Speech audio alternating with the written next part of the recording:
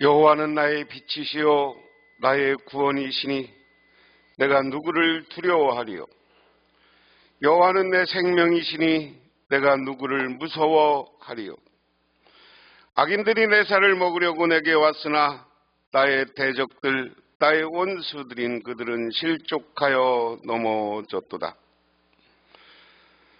여호와의 아름다움을 바라보며 그의 성전에 사모하는 그것이라. 하나님 고맙습니다. 오늘도 수요일을 맞아 저희들 이렇게 교회 나와 예배하며 또한 영상으로도 함께 말씀을 접하게 하여 주시는 애 감사를 드립니다. 하나님, 이 시간 이곳에 임재하시고 우리가 하나님의 말씀을 듣는 곳곳에 임재하여서 늘 주님께 감사하게 하옵소서. 우리 교회를 사랑하여 주시고 축복하시고 우리 자녀들과 자손들이 범사에 형통하고 육신적인 병마가 물러가는 역사가 나타나게 하옵소서. 예수님 이름 받들어 기도드리옵나이다. 아멘. 하나님의 말씀 봅니다. 하나님의 말씀은 사도행전 12장 13절에서 25절, 신약성경 208쪽입니다. 베드로가 대문을 두드린데 로데라 하는 여자아이가 영접하러 나왔다가 베드로의 음성인 줄 알고 기뻐하여 문을 미처 열지 못하고 달려들어가 말하되 베드로가 대문 밖에 섰더라 하니 그들이 말하되 내가 미쳤다 하나 여자아이는 힘써 말하되 참말이라 하니 그들이 말하되 그러면 그의 천사라 하더라. 베드로가 문 두드리기를 그치지 아니하니 그들이 문을 열어 베드로를 보고 놀라는지라. 베드로가 그들에게 손짓하여 조용하게 하고 주께서 자기를 이끌어 오게 나오게 하던 일을 말하고 또 야고보와 형제들에게 이 말을 전하라 하고 떠나 다른 곳으로 가니라. 날이 새매 군인들은 베드로가 어떻게 되었는지 알지 못하여 적지 않게 소동하니 헤롯이 그를 찾아도 보지 못하매 파수꾼들을 신문하고 죽이라 명하니 헤롯이 유대를 떠나 가이사라로 내려가서 머무니라. 헤롯이 두루와 시돈 사람들을 대단히 노여워하니 그들의 지방이 왕국에서 나는 양식을 먹는 까닭에 한 마음으로 그들에게 나와 왕의 침소를 맡은 신하 블라스도를 설득하여 화목을 가기를 정한지라. 헤롯이 나를 택하여 왕복을 입고 단상에 앉아 백성에게 연설하니 백성들이 크게 부르되 그것은 신의 소리여 사람의 소리가 아니라 하거늘 헤롯이 영광을 하나님께 돌리지 아니하므로 주의 사자가 그를 치니 벌레에게 먹혀 죽으니라. 하나님의 말씀은 흥왕하였더라.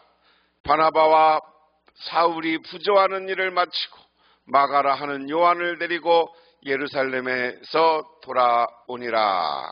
아멘. 오늘 말씀을 보면 베드로가 풀려난 후 이랬습니다.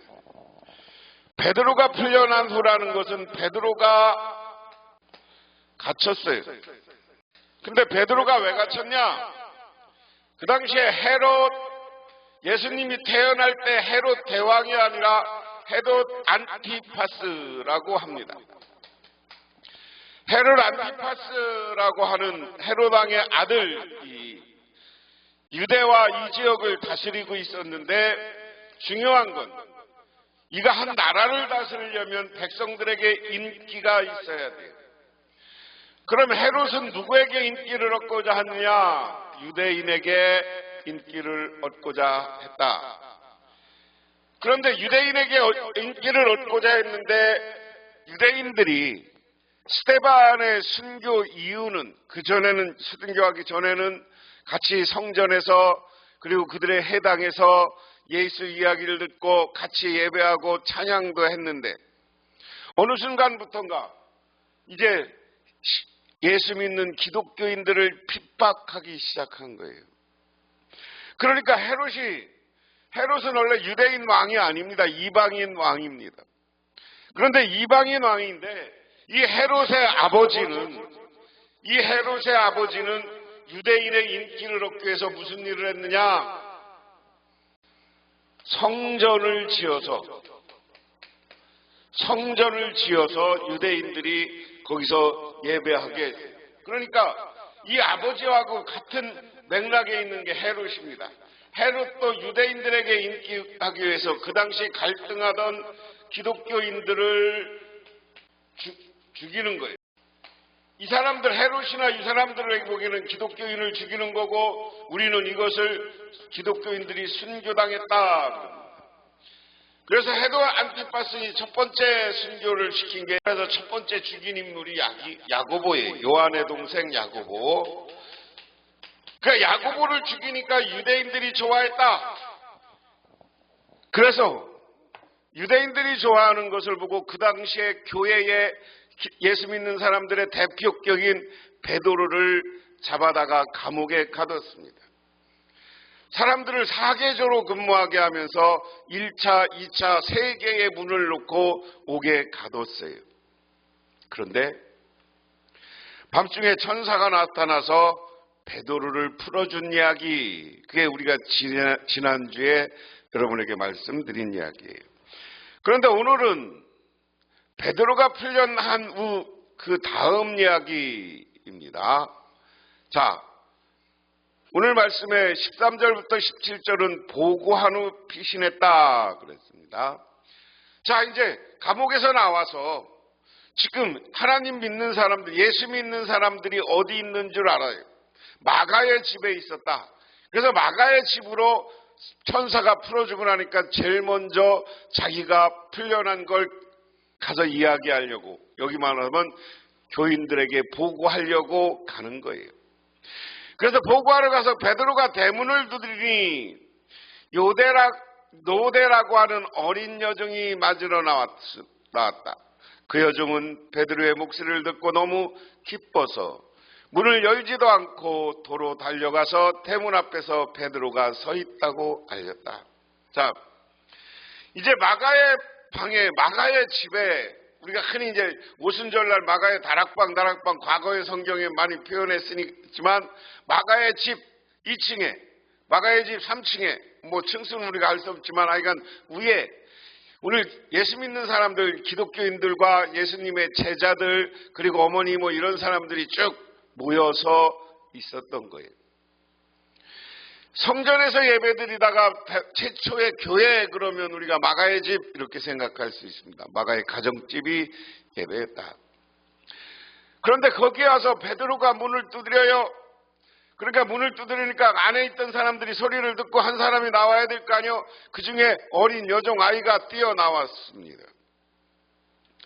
그 다음에 그 여종은 베드로의 목소리를 알아듣고 너무 기뻐서 문을 열지도 않고 도로 달려가서 대문 앞에 베드로가 서 있다고 알렸다. 우리식으로 대문이 있고 집이 있는 스타일이 아니라 여기는 보면 집이 있고 문으로 들어가서 위층으로 가는 그런 구조예요. 근데 여기 번역은 대문으로 했으니까 그냥 대문으로 가요. 그래서 문을 열지도 않고 베드로가 나다 하고 여보세요 하고 이렇게 문을 두드렸을 거 아니에요. 근데 그 목소리를 들으니까 베드로예요. 그러니까 베드로라는 말을, 베드로 목소리를 듣고 너무 기쁘니까 문을 열어주는 것도 잊어버리고 달려가서 베드로가 대문 앞에 서 있습니다 라고 이야기합니다. 사람들이 여종에게 네가 미쳤구나 하고 말하자 여종은 참말이라고 우겼다. 그러자 그들은 베드로의 천사일 것이라고 말하였다 하는 겁니다. 베드로가 대문 밖에 왔다는 말은 인간의 생각으로는 전혀 불가능한 일이었기 때문에 노대의 말을 믿지 않았습니다. 이것을 보면 그들이 기도하는 내용은 베드로의 석방을 위한 것이 아니고 베드로가 감옥에서 신앙의 승리를 하기를 기도한 것 같습니다. 내가 미쳤다, 하나님이 하신 일을 실제로 보고 사실을 말하면 보지 못한 사람들에게는 미친 것처럼 보입니다. 그러나 사실 본 사람은 확실하고 정신 차린 말을 하는 것입니다. 그 다음에 그의 천사라, 베드로를 지키는 천사가 온 모양이라고 하였다. 성도가 어려운 가운데 있을 때 하나님이 천사를 보내어 보호하여 주십니다. 그러나 각 사람마다 개인의 천사가 있는 건 아닌데 하나님이 여러 천사를 보내어 모든 성도를 지켜주신다고 믿었다. 그런데 하여간 이게 천사라는 말 참 생각해 봐야 돼요. 베드로의 천사다라고 하는 말 속에 천사가 우리 하나님의 명을 받고 우리가 지금 보이지 않지만 우리 뒤에는 천사가 있다는 거예요. 그래서 천사가 있어서 우리를 돕고 지켜줘요. 우리는 이것을 믿으시기 바랍니다. 하나님이 이 시간 우리가 위기와 어려움에 있을 때 하나님이 찾아와서 우리를 돕고 우리를 인도하여 주신다. 그래서 예수님의 제자들은 그렇게 믿었어요. 베드로를 도우시는 천사. 그래서 그 천사가 베드로와 비슷한 모양, 비슷한 목소리 이렇게 낸다고 생각했던 겁니다. 그동안에 베드로가 줄곧 문을 두드리니 사람들이 문을 열어서 베드로를 보고 깜짝 놀랐다. 노대가 말하기를 참으로 베드로가 왔다 하고 베드로는 계속해서 문을 두드리기 때문에 저희가 나가서 대문을 열고 보니 베드로가 있었습니다 하는 겁니다. 증거하는 말을 믿지 못하고 미쳤다고 하여도 사실이며 계속 증거해야 된다. 문을 두드릴 때 인정하지 않고 열어주지도 않아도 계속 두드리면 마침내 문이 열리고 사실을 보게 된다. 그러므로 우리는 진리이면 쉬지 말고 계속 증거하고 두드려야 합니다. 그러면 반드시 성공의 날이 온다. 이야기는 우리가 세상에 나가서 전도할 때 안 믿는 사람들에게 계속 마음의 문을 두드리고 그가 교회로 그가 예수를 영접하기를 바라는 마음으로 우리는 두드려야 되는 거예요. 그래서 두드리니까 문을 열어요. 문을 열어보고 실제 베드로를 보고 깜짝 놀랐다 하는 겁니다. 그 다음에 베드로는 손을 흔들어 그들을 조용하게 하고 주님께서 자기를 감옥에서 인도하여 내신 일을 이야기하였다. 그리고 그는 이 사실을 야고보와 다른 신도들에게 알리시오 하고 말하고는 거기에서 떠나 다른 곳으로 갔다. 오늘 여기에 야고보와 그 당시에 다른 사람들이 없었던 것 같아요.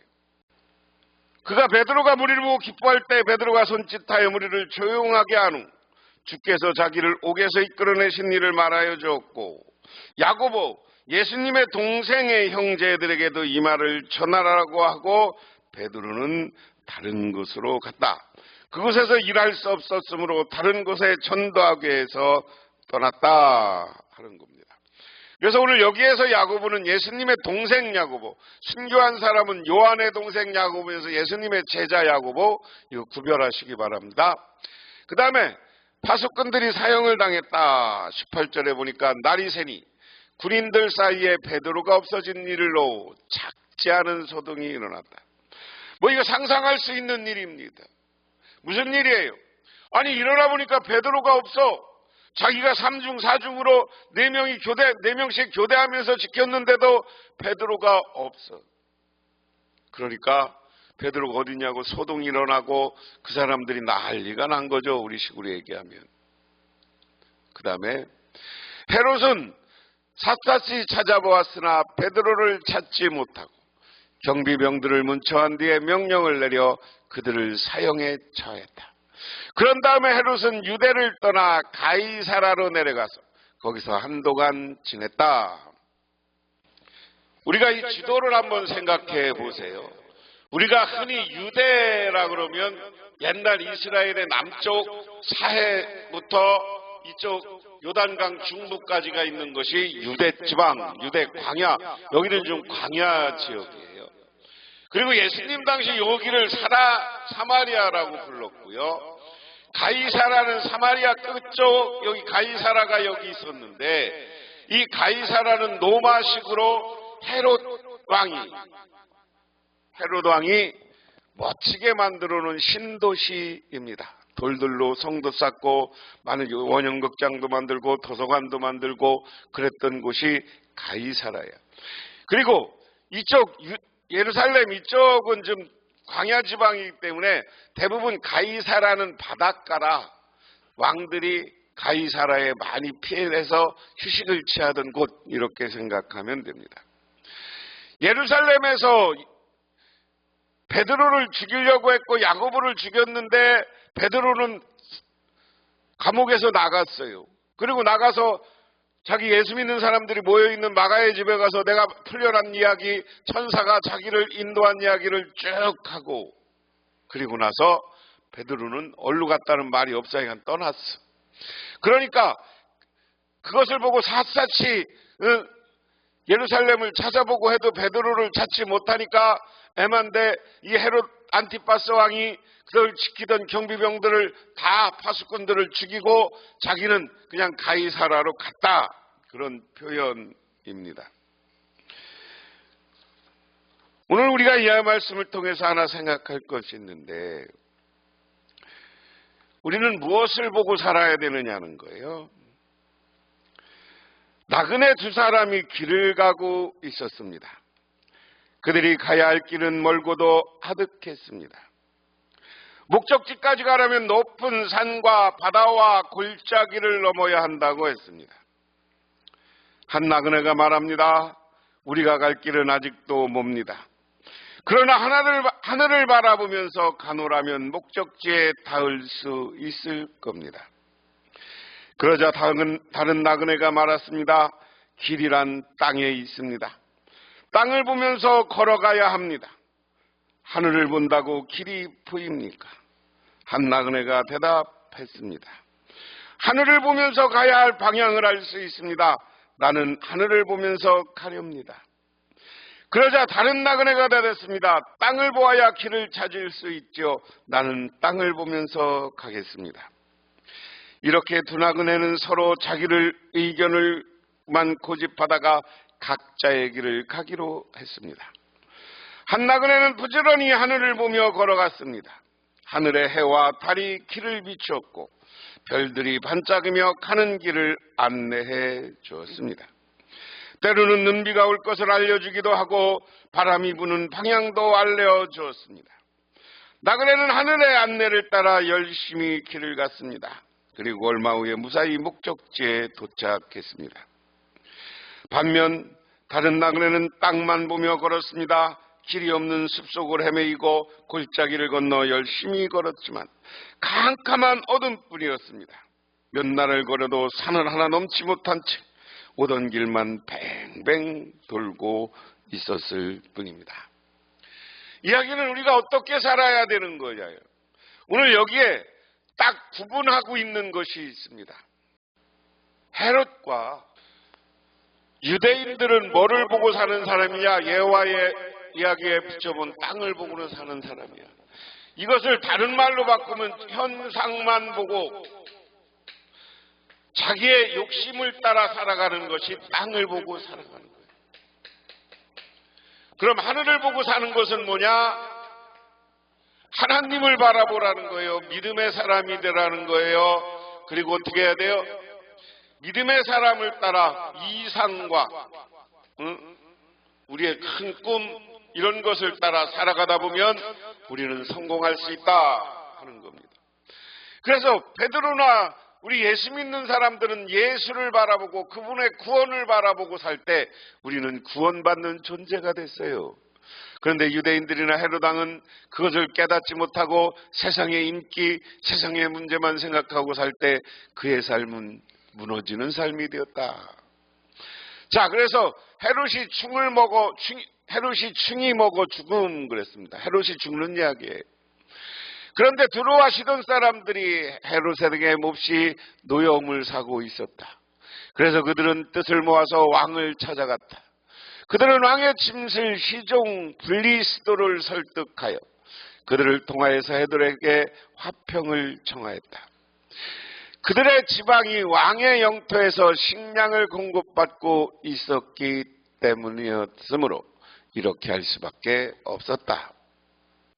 여기가 시돈과 두로입니다. 그리고 이쪽이 가이사라고 헤롯 안티파스가 다스리던 곳이에요. 그런데 이 시돈, 이스라엘의 북쪽 시돈과 두로에 살던 사람들이 오늘 본문에 이야기하면 헤롯 왕을 찾아온 거예요. 두로와 시돈 사람들이 헤롯에게 몹시 노여움을 사고 있었다. 두로와 시돈이 뭔가 하여간 잘못한 게 있었던 거죠. 그래서 헤롯 왕이 별로 좋아하지 않았다. 두로와 시돈 지방은 베니게의 주요 항구 도시인데 헤롯이 관할하는 것이 아니고 수리아에 속해 있었습니다. 이 두로와 시돈 지방 사람들은 유대 땅에서 나는 양식을 사다가 먹었던 것인데 헤롯이 그 지방 사람들과 충돌이 생겨 대단히 노하고 그 지방에 양식 공급을 중단했다. 근데 먹고 살리면 제일 중요한 게 양식인데 양식 공급이 무너지니까 와서 헤롯 왕에게 비는 거예요. 우리들에게 화평하고 우리들에게 먹을 것을 달라. 그래서 그것 때문에 대단히 궁핍하고 곤란해서 왕의 신하, 요즘 얘기하면 왕의 신하 비서 중에 하나 중에 우리로 얘기하면 청와대 비서관 하나를 설득해서 왕을 만난 이야기입니다. 지정된 날에 헤롯이 용포를 걸쳐 입고 왕자에 좌정하여 그들에게 말하였다. 용포라는 말, 왕복, 왕의 옷, 개혁은. 그러니까 지정된 날, 시돈과 두로 사람들 와, 니들 나한테 오면 내 말을 들어. 그러면 내가 너희들 양식 줄게. 그런 이야기죠. 그때 군중이 그래 연설을 하는 거예요. 그때 군중이 신의 소리다, 사람의 소리다, 소리가 아니다 하고 있었다. 그러면서 헤롯 왕이 쫙 연설을 하니까 밑에 군중들이 뭐냐? 아, 당신은 사람이 아니라 왕입니다. 왕입니다. 당신의 목소리는 사람의 소리가 아니고 왕의 소리입니다 하고 있었다. 이게 아부하는 거예요. 저는 이 말씀을 보면서도 오늘날 지도자들이 잘 생각해 봐야 돼요. 주변에 아부하는 사람만 놓으면 망합니다. 그런데 싫은 소리를 하면서 뼈 있는 소리를 하면서 바른 이야기하는 사람이 주변에 많을 때 지도자들이 성공하는 거예요. 아니요, 할 수 있는 사람이 있어야 돼요. 그러자 즉시로 주님의 천사가 헤롯을 내리쳤다. 헤롯이 하나님께 영광을 돌리지 않았기 때문이다. 그는 벌레에게 먹혀 죽고 말았다. 헤롯도 자기가 연설을 하니까 사람들이 헤롯 왕을 보고 네가 신이다, 네가 하나님의 천사다, 네가 신이다 막 이렇게 칭찬하고 막 외쳐요, 군중들이. 그런데 헤롯은 그러면 자기를 세워주신 하나님을 감사하면서 하나님께 영광 돌리는데 그걸 안 해. 모든 영광을 자기가 차지해. 오늘 예배드리면서 우리들 분명히 해야 됩니다. 우리가 잘되고 복받은 것은 하나님이 축복한 것이지 내가 영광 받으라고 한 게 아니에요. 우리는 하나님께 영광 돌려야 돼요. 하나님께 영광 돌릴 때 하나님은 우리를 복 주시고 은혜 내려주시는 거예요.